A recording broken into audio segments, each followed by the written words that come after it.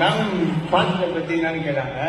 அப்புறம் பாசிசம் பாயாசம்னா அவர் சொன்னாரு. பாசிசம்னா என்னன்னு யாராவது சொல்ல முடியுமா? பாசிசம்னா என்னன்னு ஒரு 4 வரிகள்ல மேடையில வந்து யாராவது சொல்றீங்களா? இளைஞர்கள்ல ஒருத்தர், யாராவது ஒருத்தர். பாசிசம்னா அதாவது ஒரு ஸ்டேட் எடுத்துக்கோங்க, ஒரு ஸ்டேட்ல ஒருத்தர் தான் ஆட்சி பண்ண முடியும். ஆனா அந்த ஆட்சி பண்றது கூட யார் வேணா கொடுப்பாங்க சேர்ந்துதான். ஆனா அவர் ஒருத்தர் தான் ஆட்சி பண்ண முடியும். அதுதான்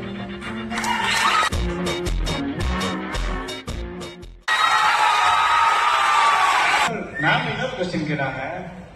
திடீர் அரசியல் பத்தி சார் பேசினாங்க. சார் பேசினதுக்கு அப்புறம் மேம் கேட்டாங்க, திடீர்னு வரவங்களை பத்தி கொஞ்சம் இதுவா பேசினாங்க. அதுக்கு ஒரு எக்ஸாம்பிள் சொன்னாங்க மேம். திடீர் அரசியல் பற்றி அவர் பேசினாரு. நீங்க என்ன புரிஞ்சுக்கிட்டீங்க? ஒரு கேள்வி கேட்கிறேன். இப்ப நீங்க ஒரு விமானத்துல போறீங்க. கிட்டத்தட்ட 50 வருடம் அனுபவம் இருக்கிற ஒரு பைலட் இருக்காரு. நேத்து தான் கத்துட்டு வந்த ஒருத்தர் இருக்காரு. யார் ஓட்டுனா நீங்க போவீங்க? புதுசா இன்னைக்குதான் கத்துட்டு உங்களை பிளைட்ல கூட்டிட்டு போனா போவீங்களா?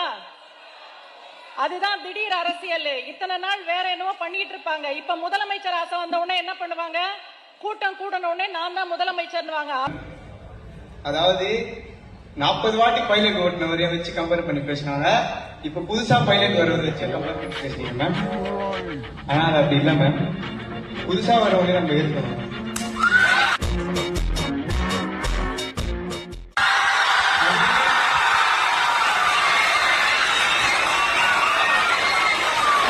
பழிசா உணவை மட்டும் தான் ஓடணும்னா அது அப்ப அவங்களுக்கு மனிதே இல்லை மேம். அதுதான்